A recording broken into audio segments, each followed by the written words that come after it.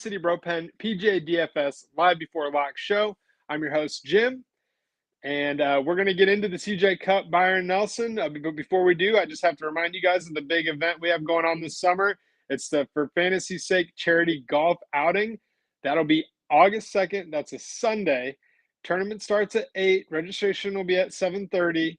This is $320 a team. That's $80 a person. Included in this, besides your golf and cart, you also get 2 vouchers for Lifted Energy and Hungry Carnivore. But more importantly, this event, all the proceeds from this event will be given back to charity. They'll be given to basically the funds will be going towards community-driven efforts such as Toys for Tots. It's a great way to give back to the community, and plus you get to golf a little bit. On top of that, I've been talking with DJ, and we're going to be looking to try to make it a little more fantasy centric too, as well, since it is for fantasy's sake. What I mean by that is we're going to probably encourage people to wear, your favorite football team's jersey, maybe your favorite fantasy football player's jersey, etc. There might be prizes or awards for best dress team, stuff like that. So be on the lookout for that. Also, we're still looking for sponsors for holes and carts. So if you guys know anybody that's interested and wants to sponsor a hole and help out and give back to charity and help the QC community, let us know. Let myself or DJ know. The sign-up's on my Facebook page. The sign-up's on his Facebook page. It's on For Fantasy's Sake. I'll go ahead and share it again a few more times before we get there. It's just a great opportunity to give back to the community, and we'd love to have you guys all there. Can't say enough good things about it. I'm super excited. I can't wait for August 2nd. It's going to be a blast. Can't wait to see you guys there. But now we will get into the CJ CUP Byron Nelson. So the first thing, obviously, that we got to check every single week is the weather. And for the first 2 days, so actually really today and tomorrow, there's going to be some precipitation. There's going to be some rain. What that means is the greens are going to be more receptive. So I don't think there's really any weather edge for like week long, because that rain, the greens are going to be receptive for everybody with the rain today and then scattered showers tomorrow. I think the greens are going to be receptive for really both waves. But what I would add to that is if you're playing Showdown the first 2 days, a good idea would probably be to play the AM wave. That historically, first round leaders have come from the AM wave, and it's probably going to be the most nutted conditions you're going to get. So when you're playing Showdown the next 2 days, I would just say my lean would be towards AM players. Just a thought, just a way to attack it. But this week, some of the important stats that I want to highlight, aside from the weather, of course, the proximity from 175 plus, there's going to be about 50% plus shots from this range, at least for approach shots. So it's going to be an important range to target this week.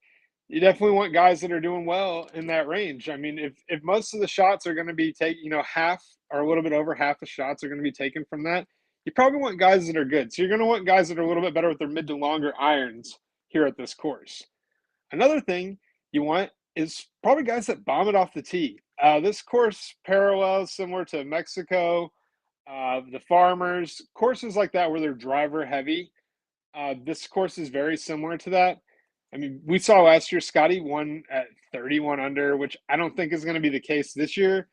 I know they've made some changes to the course and all that, but I still think it's going to be a birdie fest. I don't think it's going to just magically go from someone winning at 31 under one year to 15 under the next year.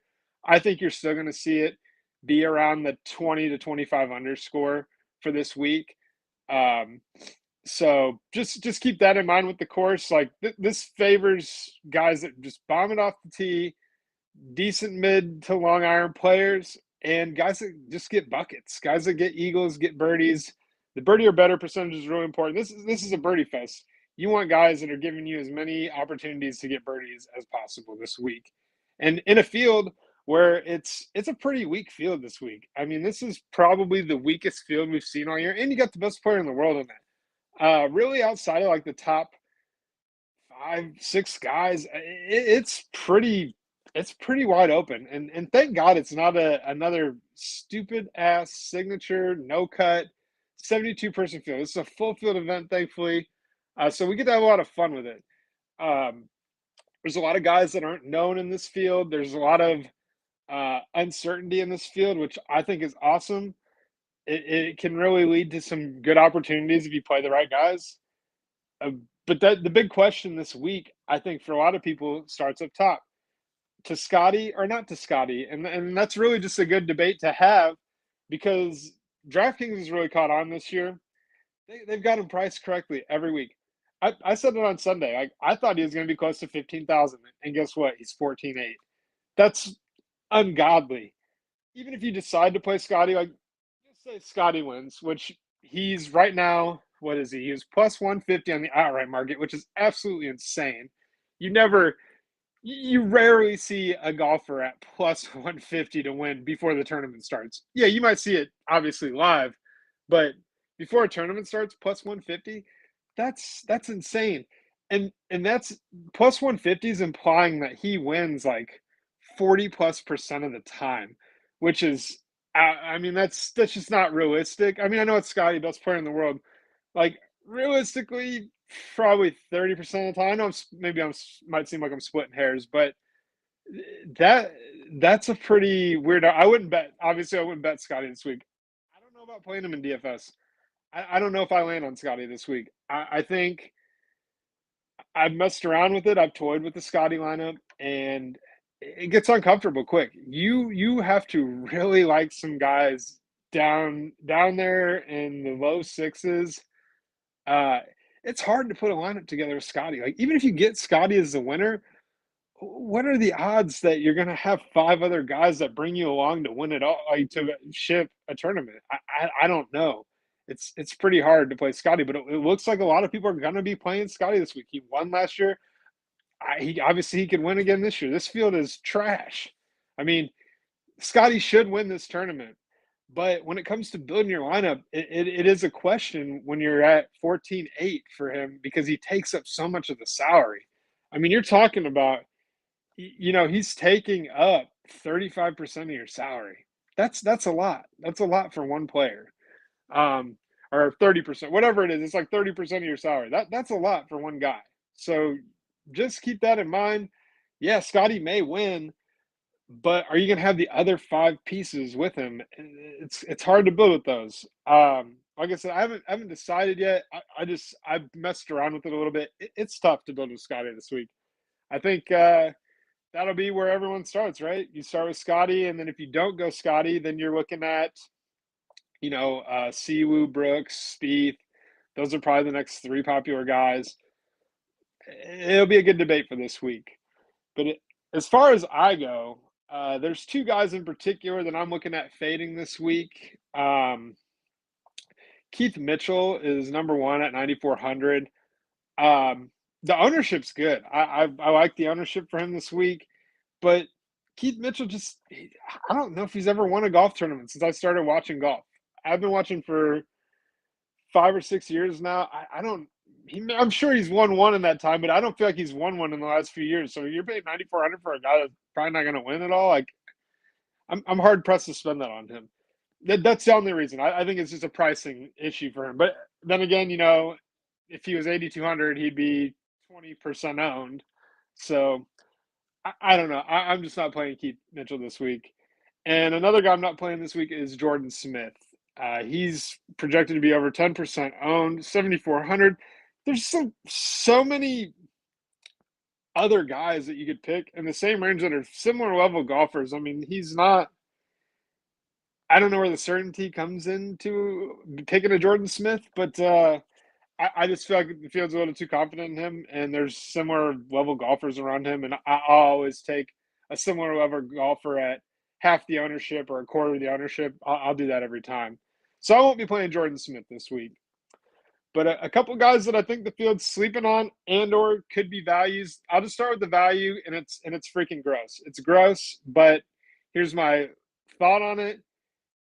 Tony Finau at 7,200. He's been ass for I couldn't even tell you how long. I was looking at his stats, like he's losing ball striking over his last 100 rounds. I mean, it's almost pushing to 200 rounds at this point. I don't know. He's just to me like I don't know if I'll end up playing him, but I'll nod my head. I'll tip my cap to people that do play him at 7,200 because he could catch lightning in a bottle one week and be better than a lot of the guys around him. Um, but I just view him as a value play. I don't know if I'm 100% going to click Tony Finau this week, but he's the guy that I am looking at. But three of the more likely guys that I'm going to click that are sleepers this week are Kevin Yu, Pontus Nyholm, and Carl Phillips. Three guys that I think could absolutely light it up. Kevin Yu is actually probably one of my favorite plays of this week. I think his ball striking fits really well here. If he gets hot with the putter, I mean, yeah, he at top 10. I don't know if he wins. I don't know if he can putt well enough to win, but at his price, a top 10 would be phenomenal. Um, so I'm looking at Kevin Yu for the ball striking. Pontus Nyholm, I might be pronouncing that wrong. He's been playing some really good golf lately. Really ball striking it.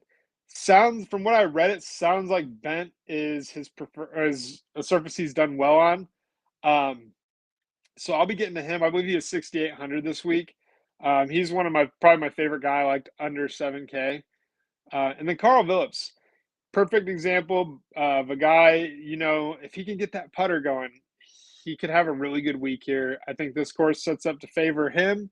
Uh, it's a good fit for his skill set. Just need to get the putter hot. As far as guys that I'm playing or leaning into, I'm really liking Siwoo up top. I'm 50-50 on Brooks. I think can he putt, man? His ball striking's there. His ball striking's there. I firmly believe in the ball striking. I think I think he has the ball striking that if the putter got going, he boat races a tournament. That's how I feel about Brooks' ball striking. I don't think it's a matter of when. I don't think it's a matter of if. I think it's just a matter of when for Brooks. Um, Two other guys that I like that are in the 8K range, and I hate him as a person, but Wyndham Clark looks good to me this week. I think he's got a chance to light it up. There's not as much trouble off the tee, which is where he consistently gets in trouble. Maybe you like him better for a wedge fest because this isn't exactly going to be a wedge fest, but he's a guy I think can get toasty if that putter gets hot. Then ball striking it. So I like Windy. Another guy I like is Max Grazerman. Guy gets it done off the tee and gets hot with the putter. I mean, that's a recipe for success here. We need a spike approach round or a spike approach week out of him, but I think this is kind of a setup for where he could play pretty well. He gets it done off the tee, and when he gets hot with that putter, he's a guy that can be in contention come Sunday. Two honorable mentions that I have for guys that I like this week are Blades Brown and Michael Brennan. Two young bucks. Brennan bombs it off the tee and it's straight. He's one of those guys where it's a putter thing. I know I'm gonna say that about a lot of guys. I'm a huge ball striker truther. If they can get on in two, I sometimes irrationally just believe that putter is going to get going. Believe me, my friends all know. I fell for the Lucas Glover trap many a time. One of the better balls, well, he was one of the better ball strikers on tour, but could not putt it off. Still can't putt. So I just roll with those guys. I feel like if you're on in two, you're just giving yourself the best chance. I know each week is different. Some guys get hot with different clubs, but guys that are consistently on in two, it's just I'll take my chances with them. But I do like those two young guys. Blades Brown, he's shown in Birdie Fest he can get going. The MX early in the year when he was in groups with Scotty and Siwoo, I think that helps season him for this time of year now. He's got the experience under his belt. He's been playing good golf. I think he's got like 4 or 5 top tens in 8 PGA / Korn Ferry Tour events. Pretty good for a young man. So he'll be a guy I'm looking at possibly clicking this week. I'm probably looking at for sure probably clicking him this week. Those are some of the guys I'm liking this week based on their skill sets and how I think the course is going to play. It's a good week to be a tryhard. The more you know about these lesser known guys, the better edge you're going to have on the field. A lot of these guys are not on regularly. I mean, especially as we've seen, there's been so many damn signature events where it's like 70 to 80 person fields. We're not getting a lot of these guys in normal fields. You're just not getting to know a lot of these guys unless they're playing well and then they earn their way into a signature event. So it kind of brings a lot of variables into the week, which I find to be pretty fun, especially when you're a tryhard and you go through, build models, you look at all the data that I look at. It's a lot of fun. You unearth some hidden gems. But as far as like the betting market goes this week, um, probably be looking at the without Scotty winner lines. Um, there's just such a good chance that Scotty wins this week. It's such a bad field. If you got a guy that you like or a couple guys you want to sprinkle on, you could do it, including Scotty. You probably get obviously better odds, but I'm sure some of their odds are really good without Scotty. So that's what I would look at if I was betting this week. And another thing too would be first round leader. If you're going to pick a first round leader for tomorrow, I'd almost bet anything. It's going to be somebody from the AM wave. So if you're going to pick a first round leader, just I would just lean towards someone from the AM wave. Maybe you take say $20 and you want to bet four guys and you just bet five on each on four different guys. I think that's not a bad strategy. Whatever your betting amount is, teach their own. Everybody has their own units. But that's what I'd probably look at if I was betting this week, uh, as far as what the PGA offers. That's probably going to be it for me tonight.